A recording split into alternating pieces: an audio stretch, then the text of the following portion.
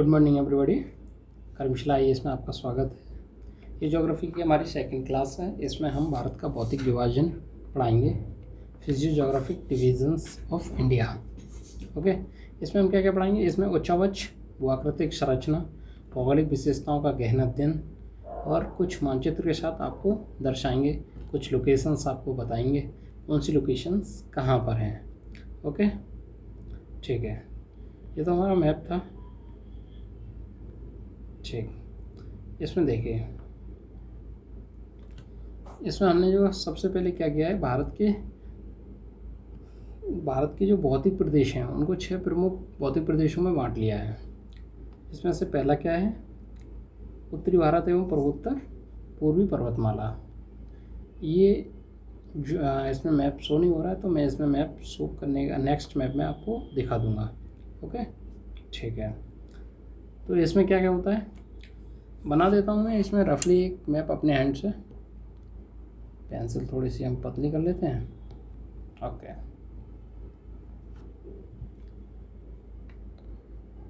ये मैप हमें थोड़ा सा बनाना रफली बनाना आना चाहिए।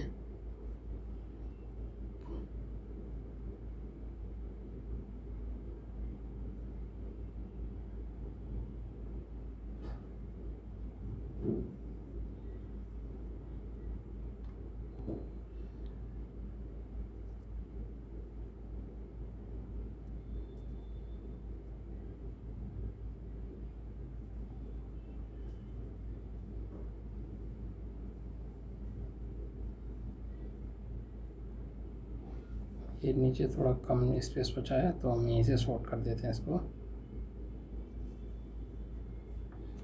ओके, तो ये हमारा नॉर्थ इंडिया था। इसमें नॉर्थ इंडिया में हम जो पढ़ेंगे कि हिमालय पर्वत श्रेणी जो भारत के उत्तरी सीमा का एक विशाल प्राकृतिक दीवार की तरह खड़ा हुआ है, वो इस जगह पे है। कहाँ? ऐसा ही है। ये ट्रांस हिमालय है, उसके बाद वृहद हिमालय होगा, उसके बाद लघु हिमालय होगा, उसके बाद शिवालिक हिमालय होगा। ठीक है, उसके बाद आएगा भारत का विशाल मैदान, जिसको हम गंगा का मैदान भी कहते हैं, सिंधु का मैदान। यहाँ पर आपका सिंधु का मैदान होगा, सॉरी ब्रह्मपुत्र का मैदान होगा, ये सिंधु का मैदान होगा, ये गंगा का मैदान। मैदान में हम मुख्यतः तीन अवतंत्रों को जोड़ते हैं, जिसमें गंगा का मैदान, सिंधु का मैदान और ब्रह्मपुत्र का मैदान शामिल किए गए हैं। ये सेकंड वाला हो गया हमारा उत्तर का विशाल मैदान, जिसमें सिंधु, गंगा, ब्रह्मपुत्र नदियों का जो निर्मित उपजाऊ जलोढ़ मृदा से बनता है, उसको हम उत्तर का विशाल मैदान कहते हैं। वहीं तीसरा हमारा है भारतीय थार मरुस्थल। भारतीय थार मरुस्थल, ये इसकी लोकेशन यहाँ पे रहेगी। ये थार लिख देता हूँ मैं यहाँ पे, थार।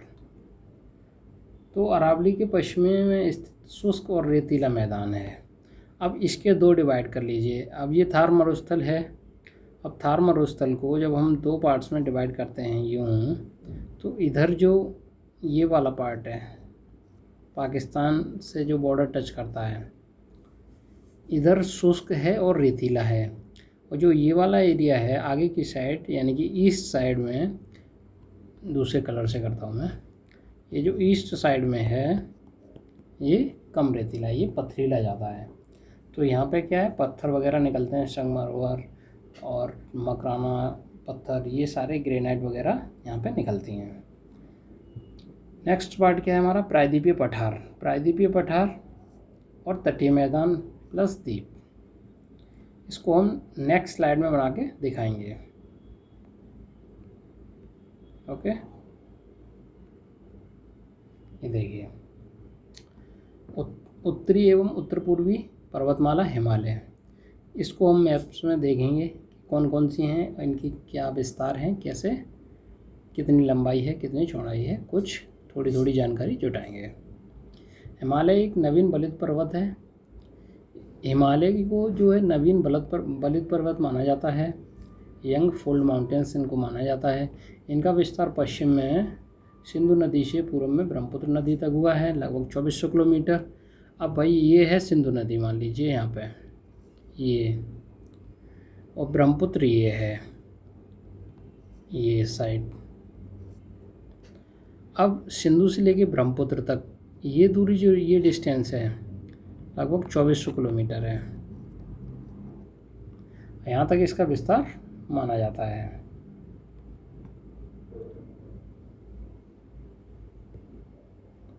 ठीक है, और इसकी औसत चौड़ाई क्या है? कश्मीर में 400 किलोमीटर से लेकर अरुणाचल प्रदेश में 150 किलोमीटर तक। इसको समझते हैं कैसे? कश्मीर में अगर हम इसकी चौड़ाई देखेंगे, मान लीजिए कि इसकी अगर चौड़ाई, ये चौड़ाई जो है वो 400 किलोमीटर है, और वहीं अरुणाचल में ये चौड़ाई कितनी हो गई? 150 किलोमीटर।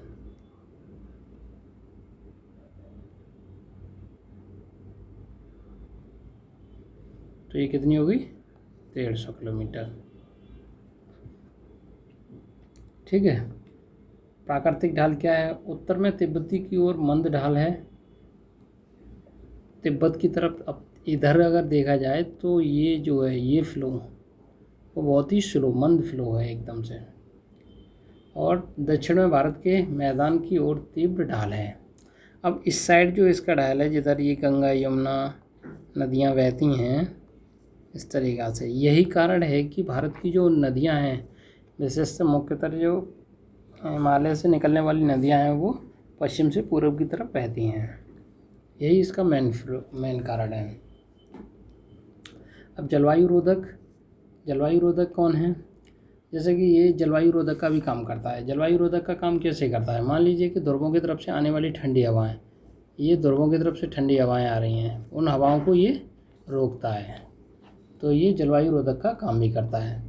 वहीं अरावली पर्वत भी है, तो अरावली पर्वत भी जो हिंद महासागर, अरेबियन सी से जो हवाएं जाती हैं या धूलभरी आंधी जो हैं, उसको रोकने का काम करता है। इसको ईस्टर्न पार्ट में नहीं जाने देता है, वेस्टर्न पार्ट में ही सीमित रहती हैं। यह मध्य एशिया से आने वाली बर्फीली हवाओं को रोकता है और मानसूनी वर्षा की मुख्य भूमिका निभाता है। अब हम इसमें उत्तरी हिमालय और उत्तर पूर्वी हिमालय के बारे में बात कर रहे हैं। तो इसमें जैसे कि भारत से जाने वाला जो मानसून है, भारत में जो मानसून होता है उसकी दिशा कैसे होती है? वो ईस्ट टू वेस्ट चलता है। यहाँ से आने वाली हवाएं, ये हवाएं ऐसे करके जब ये यहाँ से टकराती हैं, हिमालय से जाके टकराती हैं, तो वो उनको हवाओं को रोकता है, टक्कर होती है, और टक्कर होने के बाद ही जो है यहाँ पे बारिश हो जाती है। ऐसे करके बारिश हो जाती है। यही कारण है कि मानसून यानी कि जुलाई से लेकर सितंबर तक भारत में इन्हीं जो पश्चिम से पूर्व की ओर चलने वाली हवाओं के कारण वर्षा होती है। ठीक है, ये जलवायु अवरोधक का काम भी करते हैं। हिमालय का श्रेणीबद्ध लंबवत विभाजन। अब हिमालय का एक एक करके हम इसको विभाजन देख लेते हैं। सबसे पहले हिमालय का जो है विभाजन ट्रांस हिमालय बोलते हैं जिसको। ये जो पर्वत श्रेणियाँ हैं, कलर चेंज कर लेता हूँ इसका, इसको ट्रांस हिमालय बोलते हैं। जो ये ग्रेट हिमालय, इसको बृहद हिमालय या महान हिमालय या हिमाद्री बोलते हैं। और इसकी सबसे ऊंची चोटी है वो हमारी माउंट एवरेस्ट है, ये रही माउंट एवरेस्ट। और भारत में जो स्थित है वो कंचनजंगा है, जो सिक्किम में है, वो इसी के पास में है। मध्य हिमालय। अब ग्रेट हिमालय के बाद क्या आया? मध्य हिमालय। मध्य हिमालय के बाद क्या आया? शिवालिक हिमालय। ये हिमालय की सबसे नवीन पर्वत श्रृंखला मानी जाती है। इस मैप से मैं आपको हट के एक अलग मैप बना देता हूँ इसी में, ये समझिए। इसमें हम सबसे पहले मैप बनाना सीख लेते हैं। मैप को हमें बिल्कुल साधारण तरीक़ा से ऐसे बनाना है। जब आप मैप को देखेंगे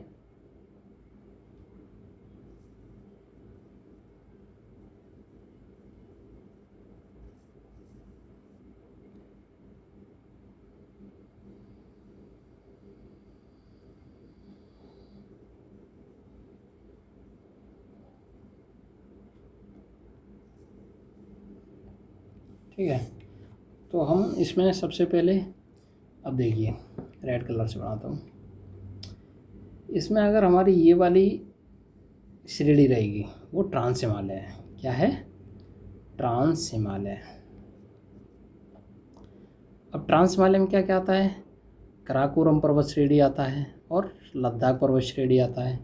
ये कराकोरम इधर है और यहाँ पे लद्दाख है।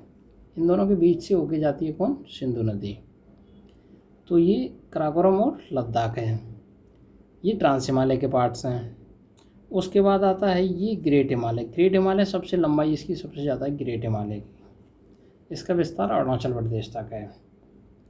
ठीक है, अब ग्रेट हिमालय हो गया ये। ग्रेट हिमालय के बाद हो गया मध्य हिमालय। मध्य हिमालय ये हो गया, इसको लघु हिमालय भी कहते हैं या मध्य हिमालय भी कह सकते हैं। ठीक है, उसके बाद हमारा आता है शिवालिक हिमालय। तो ये शिवालिक हो गया। अब हमें लिख लेते हैं हम इसमें शिवालिक, लघु हिमालय। राइटिंग पे मत जाइए, अपने अपना अच्छे राइटिंग में लिख लीजिए, मेरा उतना साफ नहीं है। तो ये ग्रेट हिमालय और ये ट्रांस हिमालय है। ओके, उसके बाद शिवालिक हिमालय के जस्ट नीचे जो आता है वो मैदानी प्रदेश होता है, जिसमें हम उत्तर प्रदेश और कुछ भाग हमारा उत्तराखंड का शामिल है। ठीक है, ठीक है। तो नेक्स्ट, इसमें आपको अगर कोई डाउट है तो आप लोग कमेंट कीजिए, मैं इसमें कुछ सुधार कर सकता हूँ, जितना संभव होगा उतना मैं सुधार कर दूँगा। ओके, उत्तर का विशाल मैदान। अब देखिए, अब इसको मैदानी प्रदेश को हम जानना चाहेंगे। इंडो गैंगेटिक प्लेन क्या है? यह मैदान सिंधु, गंगा, ब्रह्मपुत्र और उसकी सहायक नदी द्वारा लाए गए उपजाऊ जलोढ़ यानी एलुविमियम के निक्षेप से बना है, जिसका क्षेत्रफल लगभग 7 लाख वर्ग किलोमीटर है। इसमें कौन कौन शामिल हो जाता है? इसमें सिंधु का मैदान, गंगा, ये वाला हमारा सिंधु का मैदान, ये हो गया हमारा गंगा का मैदान और ये हो गया ब्रह्मपुत्र का मैदान।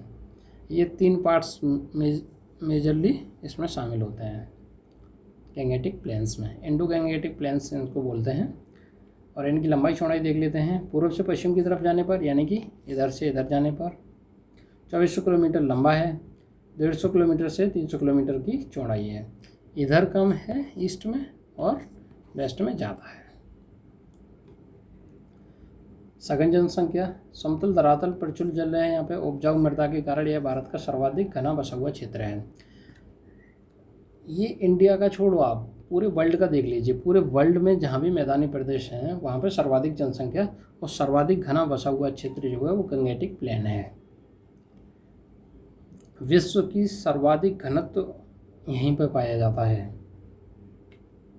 और मृदा उपजाऊ होने के कारण यहाँ पे अन्न की जो पैदावार है वो भी बहुत अधिक है। यहाँ पे गेहूँ, चावल, मक्का, ज्वार, बाजरा, गन्ना ये सब उगाए जाते हैं। देश के खाद्यान्न उत्पादन का प्रमुख आधार अन्न का कटोरा भी इसको कहा जाता है। ओके, विशाल मैदान की भूआकृतिक संरचना। जो मैदान थे, ये जो मैदानी प्रदेश था, इसकी भूआकृतिक संरचना को हम 3 पार्ट्स में डिवाइड कर सकते हैं। मेजरली 3 पार्ट्स हैं। उसके बाद तीसरा जो पार्ट्स है, तीसरा पार्ट है जो बांगर एवं खादर, उसको हम 2 पार्ट्स में बांटते हैं, बांगर और खादर में। ठीक है, तो इसका एक ट्रिक भी बता देता हूँ मैं। अगर हम बिहारी भाषा में बोलें तो अपन इसको बतवा खा, बतवा खा, यानी भावर, तराई, बांगर और खादर। तो सबसे पहले भावर होता है, जिसमें बड़े बड़े गोलायम पत्थर होते हैं, जो आपको नेपाल से, जैसे ही आप नेपाल से नीचे आएंगे यूपी साइड, वहाँ पे मिलेगा। उसके बाद तराई का मैदान रहता है। तराई यानी कि हमारा मैदानी प्रदेश आ जाता है, जिसमें रेतीली मृदा रहती है, नदियों के किनारे वाली होती है, मेनली गंगा के किनारे या गंगा से थोड़ी सी ऊपर, जिसमें हमें सबसे अच्छी जो मृदा के जो फसलों का जो फसल की पैदावार होती है वो हमारी तराई क्षेत्र में होती है। उसके बाद थोड़ा सा गंगा के किनारे आ जाओ, जहाँ पे बाढ़ की स्थितियाँ रहती हैं, उसको हम बांगर कहते हैं। बांगर को पुराना जलोढ़ जो बाढ़ की पहुंच से दूर ऊंचा मैदान है। यानी कि पहले यहाँ पे बाढ़ आती थी, अब नहीं आती है। अब ये बाढ़ से थोड़ा सा दूर है, यानी कि यहाँ पे भी फसलें का उत्पादन अच्छा होता है। वहीं खादर नवीन उपजाऊ जलोढ़ जो हर साल बाढ़ से नवीनीकृत होती है। ये गंगा ब्रह्मपुत्र के मैदान की जो सबसे पास की जो ज़मीन होती है वो होती है। यहाँ पे हर साल यहाँ पे बाढ़ आती है और यहाँ पे नवीन उपजाऊ मृदा होती है ये। ठीक है, ओके। इसको आप एक डायग्राम में बना लें। जैसे मेरे पास तो ये डायग्राम है, आप क्या कर रहे हैं कि जैसे एक डायग्राम बना लें अपने हाथ से। जब आप डायग्राम बनाएंगे तो डायग्राम में सिर्फ नॉर्थ इंडिया का डायग्राम बनाएं।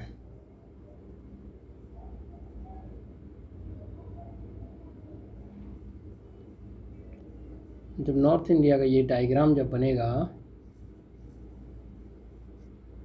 तो आप उस जगह ऐसे लिख लें कि भावर, तराई, वांगर, खादर। तो इस तरीक़ा से हम डिवाइड कर सकते हैं। ये ट्रिक ज़रूर लिख लीजिए, भतवा खा।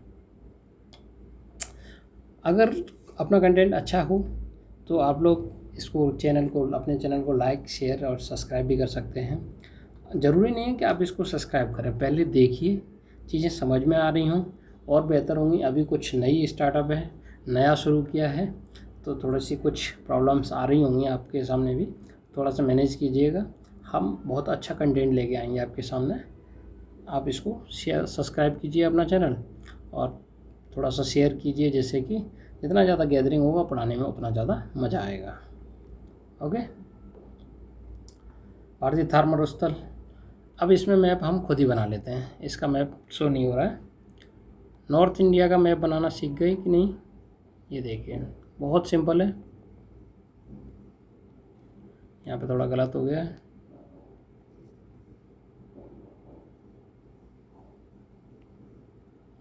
ये सिक्किम, ये भूटान की जगह हो गई।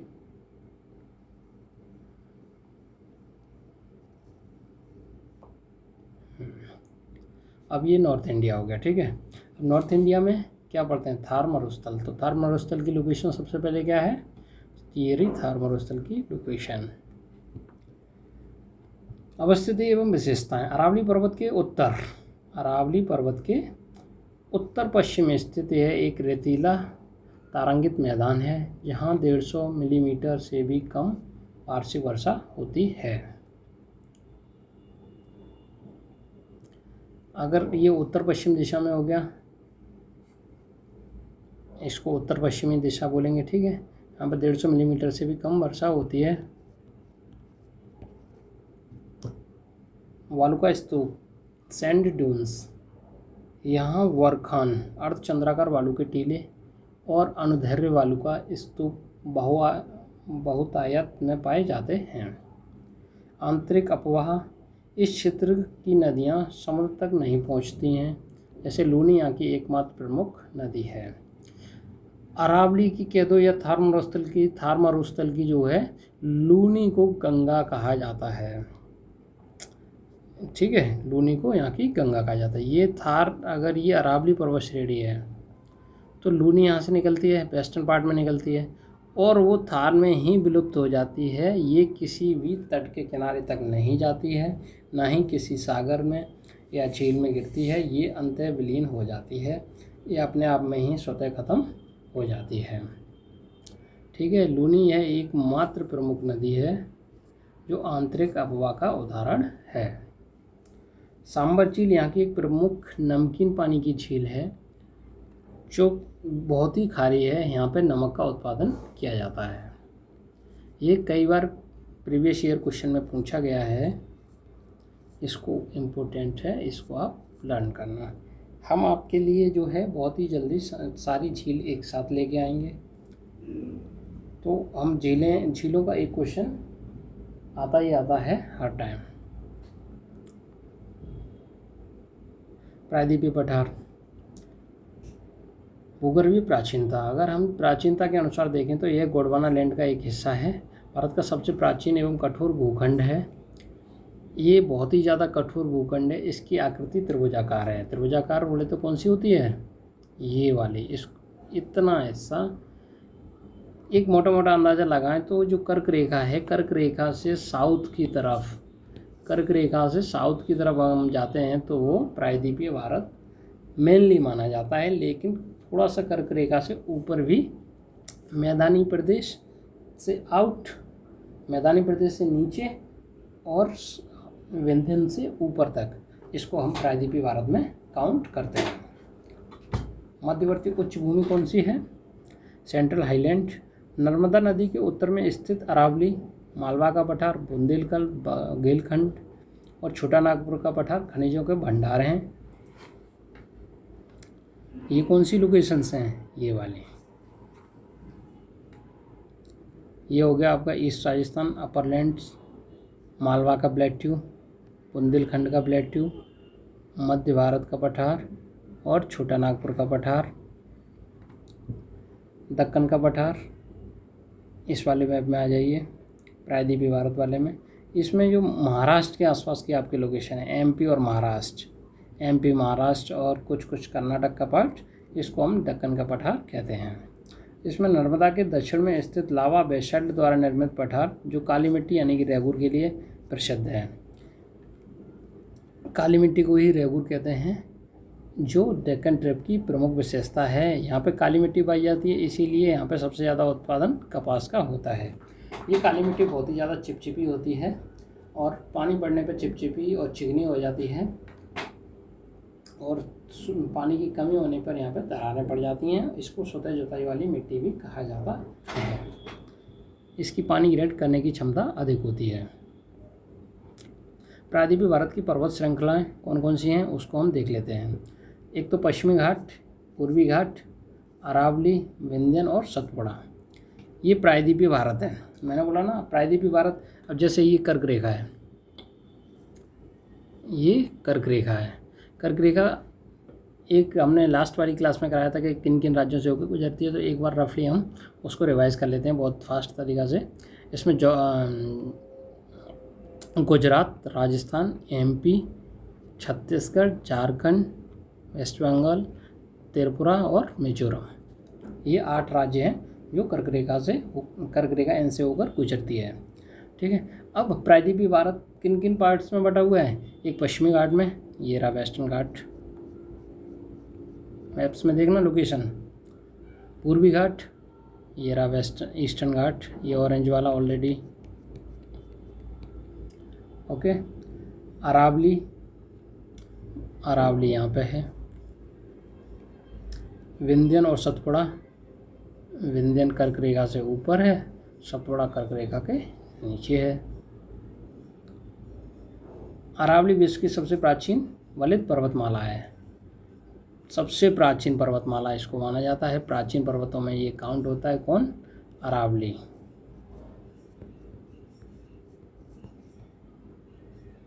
गुरु शिखर जो है, अरावली की गुरु शिखर सबसे ऊंची चोटी है जो 1722 मीटर है।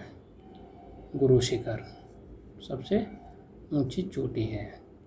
विंध्याचल और सतपुड़ा ब्लॉक पर्वत हैं।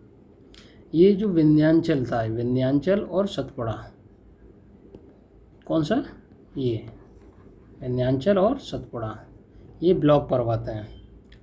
ये ब्लॉक पर्वत कौन से होते हैं, जल्दी से बता दे रहा हूँ, फिर आपको इसकी जब संरचना पढ़ाएंगे पर्वतों की, उसमें हम डीपली बताएंगे। कोई भी चट्टान है, मान लीजिए कि ये चट्टान है, ठीक है। जब चट्टान को किन्हीं भी कारणों से भूकंप की वजह से या आंतरिक अपघटन की वजह से या बाह्य अपघटन की वजह से इनमें कुछ दिक्कतें आती हैं या उतार चढ़ाव होते हैं, तो क्या होता है कि जो पर्वत जैसे ये बनाया था मैंने, इसका नेक्स्ट पार्ट ये है।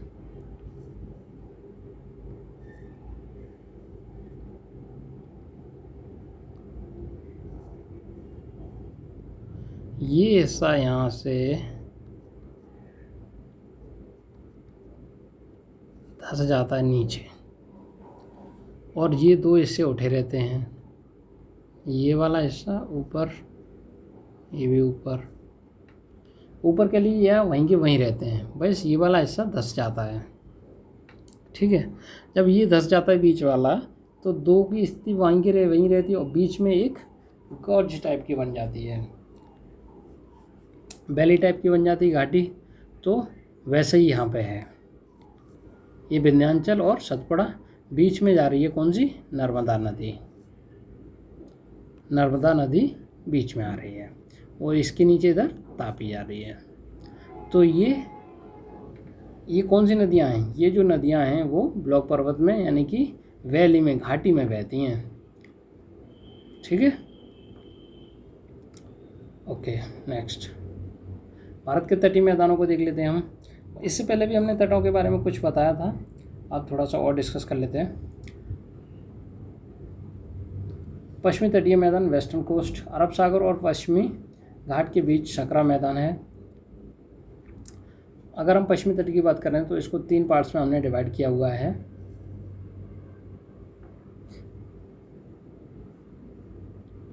ये कोंकण तट है। कोंकण तट कहाँ से, गुजरात से लेके गोवा तक।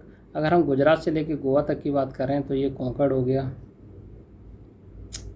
कोंकण तट। और गोवा से लेके मंगलुरु तक यानी कि कर्नाटक के मंगलुरु तक, तो ये कौन सा हो गया हमारा, कन्नड़ तट हो गया।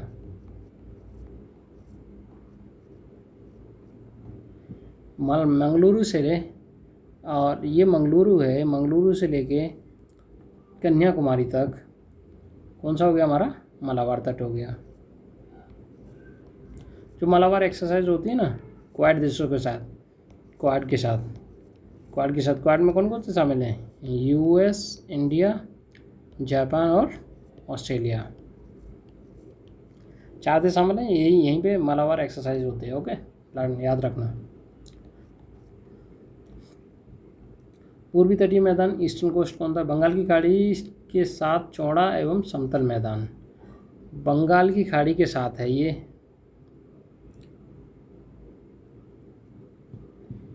जिसमें उत्तरी सरकार तट उड़ीसा से आंध्रा तक। अगर हम उड़ीसा से लेके यहाँ से लेके उड़ीसा से आंध्रा तक की बात करें तो ये उत्तरी सरकार, नॉर्थन सरकार तट है। कोरमंडल तट तमिलनाडु का तट, महानदी, गोदावरी, कृष्णा, कावेरी, उपजाऊ डेल्टा। महानदी से लेकर गोदावरी, कृष्णा और कावेरी के उपजाऊ डेल्टा तक, तो इसको कोरोमंडल तट कहते हैं। ठीक है, ये गया।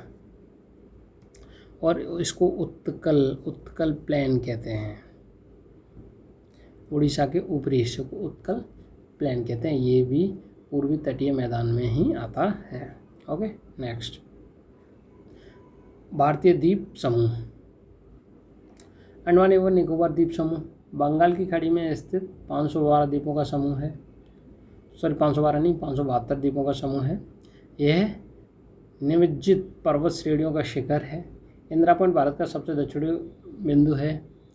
और इसका मैप बना लेते हैं, मैप इसमें शो नहीं हो रहा है।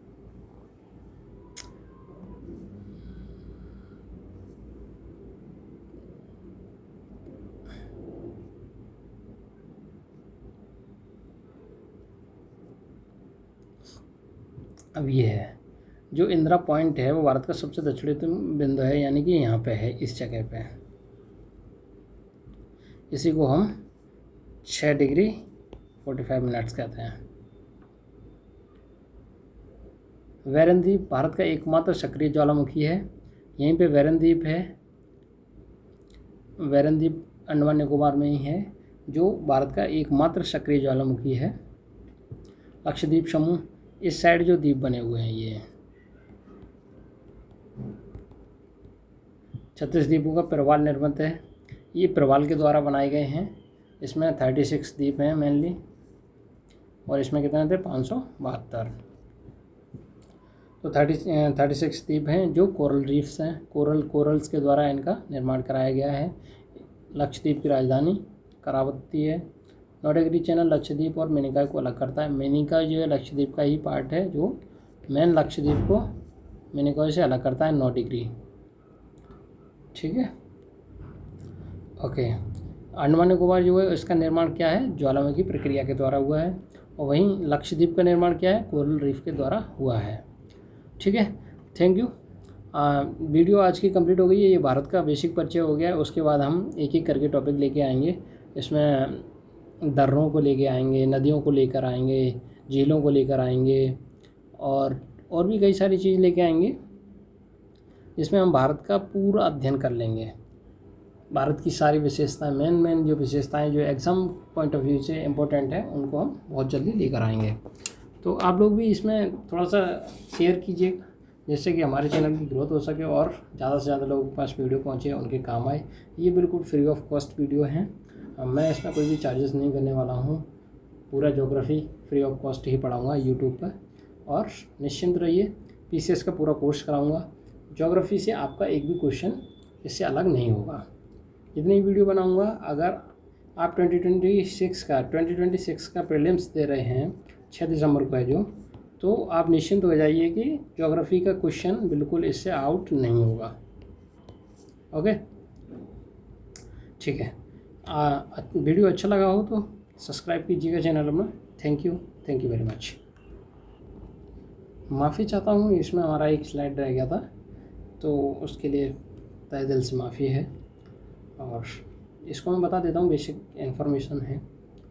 तो संसाधनों की विविधता के लिए भारत को जाना जाता है, वो क्या है, पर्वत जो है, यानी कि ये पर्वतीय क्षेत्र है। पर्वतीय क्षेत्र क्या है, जल और वनों के स्रोत हैं। यहाँ से जलों का निकास होता है नदियों में, और वन सबसे ज़्यादा इन्हीं पे पाए जाते हैं, पर्वतों पे। जहाँ भी पर्वत हैं सबसे ज़्यादा वहीं पे वन पाए जाते हैं। ठीक है, नॉर्थ ईस्ट में पर्वत हैं तो वहाँ पे बहुत सारे वन पाए जाते हैं। हिमालय क्षेत्र में वन पाए जाते हैं, MP में वन पाए जाते हैं, महाराष्ट्र में पाए जाते हैं। यहाँ पे ये सब पर्वतीय क्षेत्र है, तो यहाँ पे वन पाए जाते हैं। मैदानी क्षेत्र में क्या होता है, मैदानी क्षेत्र में जो है, जैसे ये मैदानी क्षेत्र है, मैदानी क्षेत्र अन्न भंडार के लिए बहुत ही ज़्यादा फेमस है।